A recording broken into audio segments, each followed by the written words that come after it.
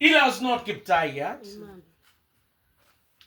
Leo nataka kuongea kuhusu katika hii mwaka Mungu anatuita tufanikiwe. Mwaka wa 2026 Mungu anatuita tufanikiwe.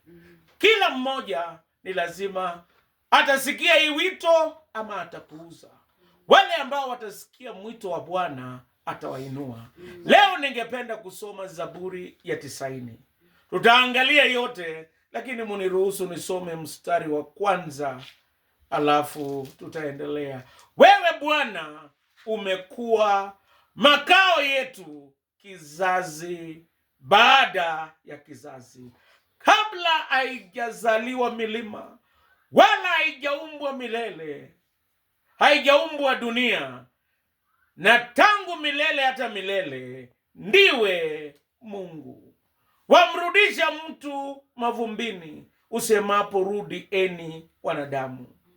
Maana miaka 1000 machoni pako ni kama siku ya jana ikiisha kupita, na kama kesha la usiku. Nitaruka mbele nisome 13. Bwana, urudi hata lini? Wahurumie watumishi wako.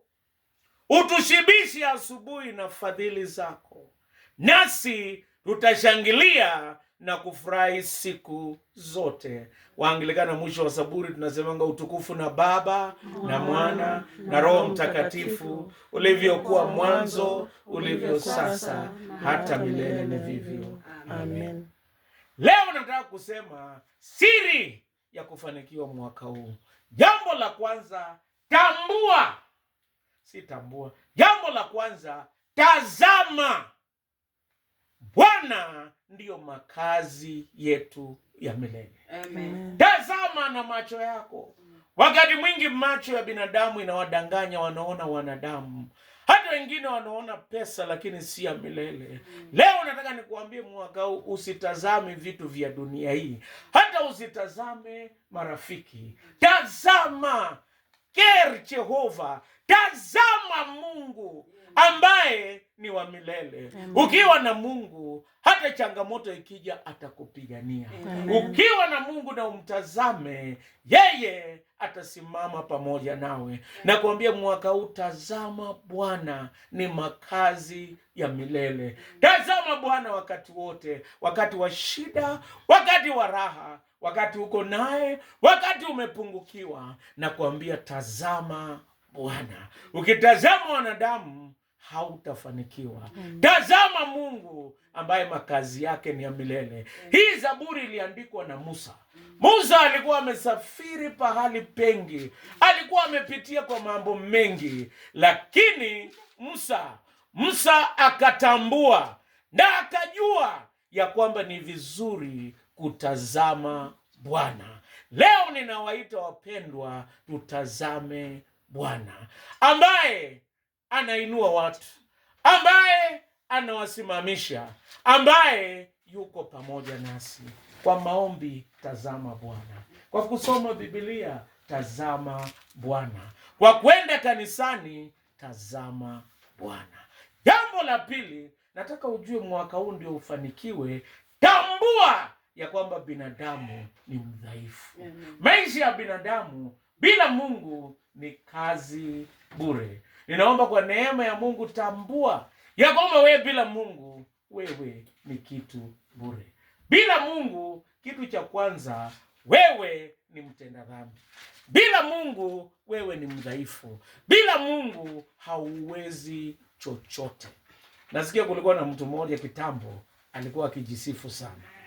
Huyu mtu alikuwa akijisifu na kusema, mimi niligongwa na gari moshi. Mimi niligongwa na gari moshi na sikukufa. Lakini saa hii alikufa. Kwa sababu alikosa kutambua bila Mungu hauwezi. Hata kwa boma yako, tambua ya kwamba bila Mungu wewe ni bure. Bila Mungu hatuwezi. Ninaomba kwa hii maisha, tambua. Tambua kwa akili yako, tambua ya kwamba maisha ya binadamu ni mafupi. Tena bila Mungu mimi siwezi. Bila Mungu sitaenda popote. Tambua ya kwamba bila Mungu sisi ni kitu bure. Ninaomba kila wakati, inastahili kila asubuhi, omba ukitambua bila Mungu mimi siwezi chochote. Bila Mungu mimi ni mtenda dhambi. Bila Mungu sitafanikiwa. Mwaka huu unajua sisi tulikuwa tunajua timing. Mwaka huu tulijua tukitoa mahindi tutaweka maharagwe. Na tukajua kufikia saa hii tutakuwa tukivuna. Wengi tulifanya hivyo, hata hatukutambua ni Mungu ndiye anatuwezesha. Hata mimi nilipanda maharagwe. Saa hii hakuna. Mungu anatukumbusha, tambua ni mimi. Wewe bila mimi ni kazi bure. Nasikia kuko na president mmoja wa Brazil alisema, mimi nikipata kura 1500 hata bila Mungu nitakuwa rais. Kweli alipata kura 1500, lakini siku moja kabla yeye kuwekwa kuwa president akakufa.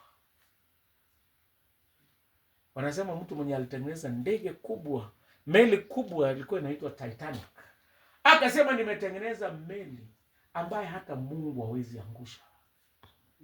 Safari yake ya kwanza na watu 5000 ndani ikagonga, inaitwa ice, ikagonga barafu na ikaanguka. Yeye hakutambua yeye ni bure bila Mungu. Nimeona wengine wanafikiri kwa boma anaweza kufanikiwa bila Mungu. Wengine hata wanatafuta waganga. Mganga chenye anafanya anapunguza tu pesa yako, lakini shida utabakia naye. Pesa atapunguza. Hata wengine wanatambua wanasiasa wamedanganywa. Tambua bila Mungu wewe ni bure. Jambo la mwisho, tembea ukijua nikiwa na Mungu nitafanikiwa.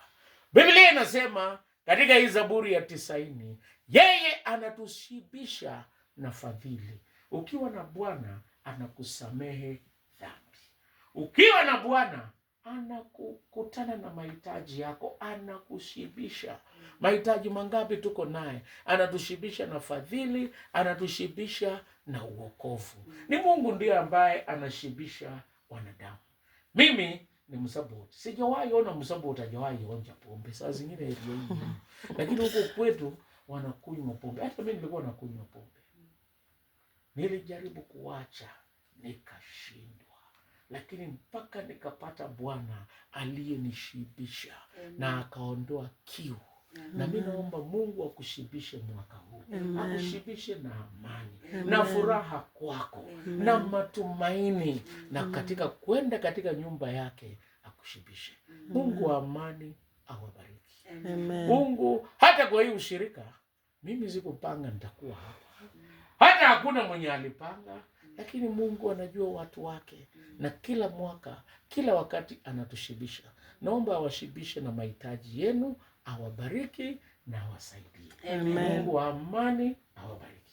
Asante mama kwa kutukaribisha. Hii ndio ushirika ya kwanza mimi kuhudhuria kwa parokia hii. Na naomba Mungu awabariki. At least nimeanza ibada St. Mark's Store. Ushirika ya kwanza St. Philip's Lolkeringet. Mungu wa amani awabariki. Asante Lerida kwa kunialika. Mungu wa amani awabariki. Na tuombe. Wainue na mwaka huu iwe mwaka ya baraka na ufanisi. Kwa nyumba hii, kwa kanisa la St. Philip's Lolkeringet, na pia Baba Mwenyezi kwa parokia ya St. Mark's Toro. Utubariki na utuongoze kwa jina la Mungu Baba, Mwana na Roho Mtakatifu.